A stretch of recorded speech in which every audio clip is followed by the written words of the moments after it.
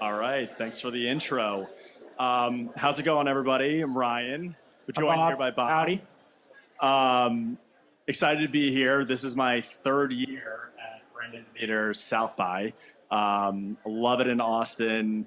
Bob lives in Austin, and Huckberry's based in Austin. This is I think my second fireside chat I've done here. A couple years ago, I was down on the patio. They let me up on the penthouse this year, so happy to be upstairs. So we're here to talk about the importance of content strategy and immersive storytelling. And what has been so incredible to see with Huckberry is what they've been able to develop and able to reach and connect new audiences over the last couple of years. And if you're unfamiliar with Huckberry, they are a one-stop men's shop. They're a lifestyle apparel brand, like I said, based here. Shop local. I'm repping them right now. So, I'm really excited to have this conversation with Bob, but I wanted to start with a quote that your two founders, Andy and Rich, how they came up with the brand and how it all started. So I'll read this real quick. So Huckberry, it's for 25-year-old guys who live in the city, but live for the outdoors. And we envisioned a brand that was equal parts store, magazine, and inspiration to help guys suck the marrow out of life. So I think you're going to hear a lot about inspiration through this conversation. Like I said, the content that they're coming out with is unbelievable. And we'll share a little sizzle in a little bit about that. But before we dive into that, Bob, you're an entrepreneur yourself. Would love to hear your kind of career trajectory, your story, and how you ended up at Huckberry. Yeah, absolutely. Welcome, everybody.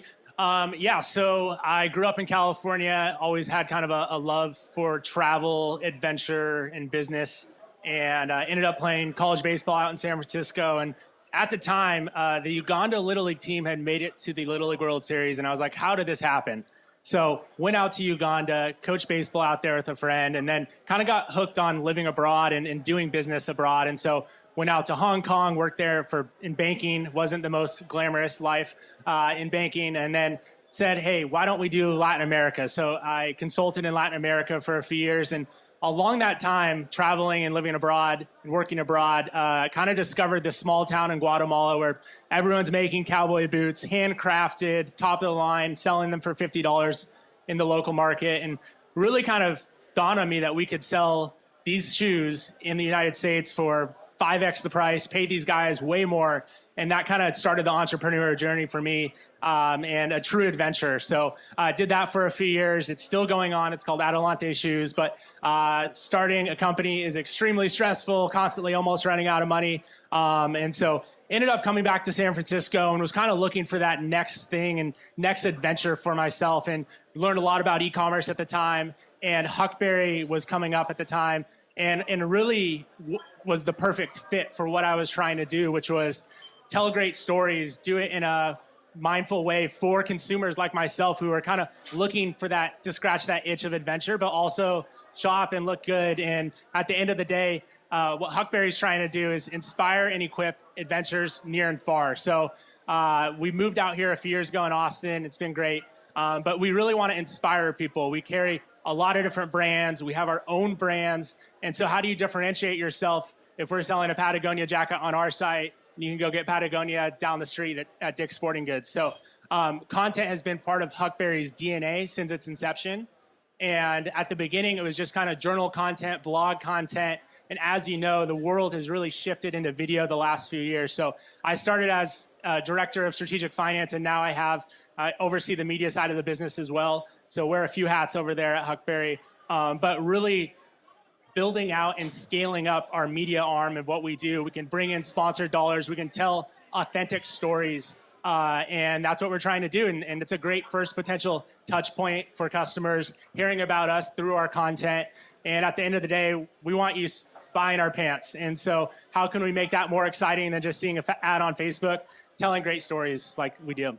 I think what you guys are doing that's so different from everyone else is you're merging a couple different worlds of content, commerce, and sponsorship, which very few brands are able to pull off. And so what I want to do is share a sizzle of the different content series that you guys have come out with over the last couple of years in order to reach new audiences and also connect with your current customer and fan base as well. So Bob, I know that you're not necessarily the brains behind the creative process of Dirt and Homes, but how did it all start? How did it come to be? And then kind of what's your role in all of that?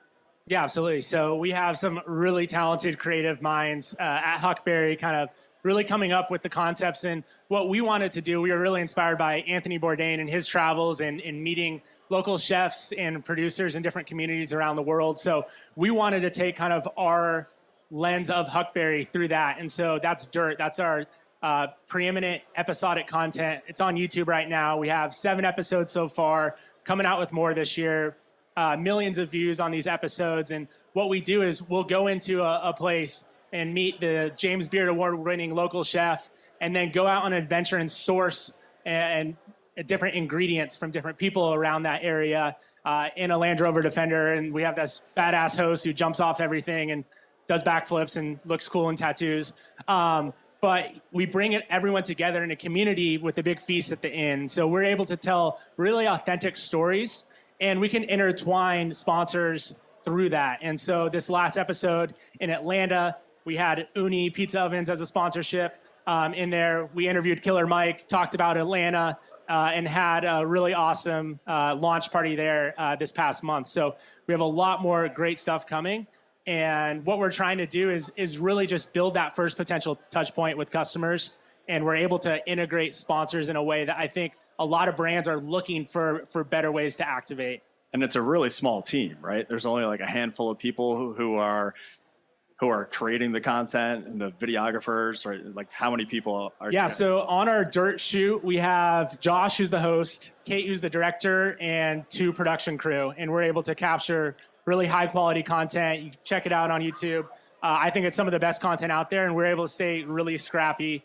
And from a cost perspective, it works for us really nicely. I wanted to talk through a couple of comments from these videos. The Barstool comment section is pretty legendary, but the Huckberry comment section is pretty electric too. And so I just want to give props to the work they're doing. So bear with me because I have it on my phone. I got to squint. So at Noah Smith 1187 goes, dude, Huckberry's become better than Netflix. WTF. I love it here. Another commenter. After several hundred travel and cook videos on YouTube, I have to admit, your series are the best, period. This series is the best show on YouTube right now, hands down. This is such a good portrayal of the Ireland I know. The Irish Tourism Board should hire you. They did hire them. That's how good the content was. They didn't even realize that it was just so organic to the 20-minute series that they were a paying sponsor of it. So just incredible work by these guys. And to your point earlier about Anthony Bourdain, this one really hit me. So the Dirt series has such an Anthony Bourdain, parts unknown vibes in the best way possible. Sure, the episodes end with fantastic meals concocted from the incredible local ingredients gathered from the travels, but the show is clearly about the most important ingredient of all, the people. I continuously find myself tearing up from smiling just listening to their stories. You guys truly capture the small moments to provide the magic to give it life. Something Tony did all too well. Keep it up, Josh and Huckberry crew. I could watch these episodes all day. It's like incredible. Yeah, and actually the Ireland episode, we were nominated at Sundance for Best Sponsored Integration. So they definitely want to renew. And that's a big KPI for us as we get into sponsorship activations as well. Yeah. And so we were just talking about this downstairs. There's this obvious battle for people's attention, and everybody's on every single social media platform. Twitter is my go-to. But how do you guys really break through? And then what platforms have you found challenging to reach new audiences? Yeah, absolutely. Well, prefacing that, there's a lot of other great brands doing content, but we really separate ourselves. I think we're not a North Face, we're not a Red Bull, we're not doing these crazy mountaineering feats. We really think we're making content for real guys with real adventures that you can go do after this. A lot of people are inspired by the itineraries that we're doing when we go on these 72-hour adventures. So that's kind of like how we think about like the content that we're creating. And then where we're able to stop the scroll, it's really been effective on Instagram. It's really been effective on YouTube. But TikTok, for one, has been more challenging to tell kind of medium length content on. So it's really hard to convey authentic, real, long, great storytelling in 15 seconds. So if anyone has any tips, we're open to it. Well, this is the place to do it, right? We're all trying to help each other and learn from each other. So obviously, you know, at the end of the day, you're trying to drive revenue for the company and sales for the company. How do you kind of have that healthy balance of, hey, let's create really good content, but you have success metrics and business goals that you need to hit. So how do you kind of balance all of that? Yeah, absolutely. And at the end of the day, Huckberry is a product company. We're doing over 150 million in annual revenue. We're going to do a few million in media revenue this year. So it's a small pie, and we never want media to outshine what we do on the product side, because what we do on the product side pays the bills, and that's how we keep people around from a revenue perspective. But I think from a KPI perspective, we have a lot of great top of funnel content, which we call hero content. We have a lot of help content, which is more bottom of funnel. So 10 best boot reviews you need this fall, and that comes out on YouTube. And that's much more conversion focused for KPIs. For episodes like Dirt, we want 1 million views. We don't care about the revenue that drives at the moment, but we know that gets people in the door, and then they'll watch the gear review on the backpack you need on your next summer adventure, or the boot review. And that's how we're able to retain people and really see the full funnel kind of lead to a product purchase at the end of the day. So 150 million is amazing, but I think you still would consider yourself a challenger brand, you know, in the apparel space. What advice do you have for other challenger brands right now who are looking what you're doing? Obviously, imitation's the sincerest form of flattery, or maybe it's vice versa, whatever the expression is. But what advice do you have for them where maybe they haven't dipped their toes into kind of that medium to long form content?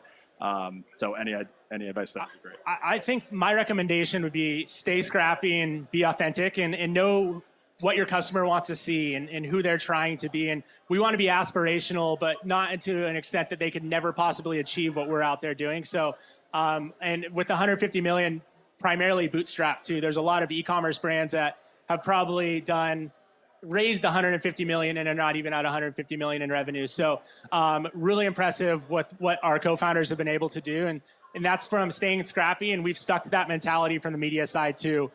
We don't want to tap into the rest of the business funds to go produce the media. We want to be self-sufficient and build our media flywheel with the sponsorship revenue that we generate. So what's next on the agenda for you guys? You know, obviously the Dirt series has been a home run for you. Home series has been great. Kind of, are you looking towards going to the short form content, or you just continue it? A little bit. I mean, there's a lot of great short form content series out there. Barstool has a handful of them. So we're constantly thinking about what is kind of a rinse and repeat show that we could do, like in our studio, for instance. And we look at you guys, we look at hot ones and those types of inspiration. So that's on our mind. And then we have some kind of other things in our back pocket from top of funnel that we're working on too, and continue to double down on Dirt. Yeah, we've it's so interesting because the last 2 years, all we've been telling our talent, our producers, is short form, right? Create as much short form content as possible. But some of the best programs that we've released over the last year or so are these extended long form reality shows. If anybody saw Surviving Barstool, that was just an incredible inside Barstool moment where we're driving tens of millions of views and being able to integrate brands in very authentic ways. Like literally the idea is to survive a week at Barstool. So food brands makes a lot of sense. Being able to naturally integrate them is very easy for us to do. And so depending on what content we come out with, we really try and identify the partners that are organically going to make sense for the content. Similar to how the Board of Ireland or travel tourism for Dirt, like we don't want it to feel like an ad. Now, of course, like you see Dave with High Noon, it's in your face, but we also keep it very organic when it comes to that. And then on the flip side, we've got other live streaming content that's going on right now. Jersey Jerry broke the internet in January, where he live streamed himself for basically 3 days trying to hit a hole-in-one on Pebble Beach, hole number 7. And being able to, if you're a partner of ours who's kind of in the mix, we promote the hell out of you. And so being able to really you got to be in it to win it is the way we think about it. And so yeah, I mean, it's been an incredible time in the Barstool world lately. Yeah, and that's where I think like both Huckberry and Barstool are kind of pushing the boundaries of how to best integrate content. And we can do it from a merchandise collab perspective. We've done some great collabs with a lot of different brands and people. And I think it's the media landscape, as everyone in this room knows, has changed so much. And it's how can you be nimble and integrate yourself in an authentic way with brands that know how to reach the audiences that you're trying to go reach. And we're not as big as Barstool, and we're never going to say we're as big as the biggest publishers you could get out there, but we have a really curated merchandising perspective, and our customers really trust us. So we have a loyal audience. We have a rabid audience who wants to keep consuming our content, and that's a good way to reach people because you can feel the trust that we've built up with these customers. Yeah, a lot of similarities between our companies, even though what we're selling is completely different. So I'll open it up to the audience now, right? We've got a couple minutes left. Any questions right here? Hi, I'm Beto from Positive Fertility, a fertility clinic. We're dipping our toe into content creation. So the ideation, the nugget of the idea of whatever content you're going to do, short or long form, is it sponsor first and then you create the content, or you come up with a content idea and then you hunt a sponsor?